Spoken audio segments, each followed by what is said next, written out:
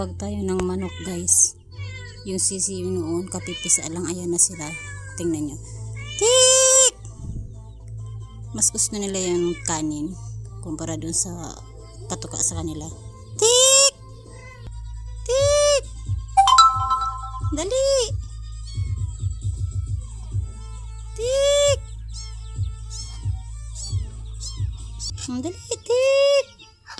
Kanin, kanin, kanin! Ayan na sila, guys. Diba? Dali na. Bababa ako. Ayan. Taka na, taka. Dali.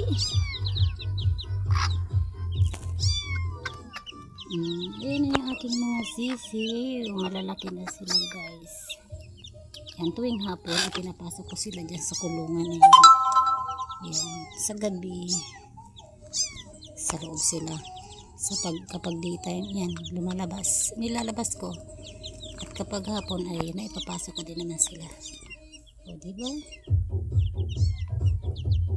Have a nice day.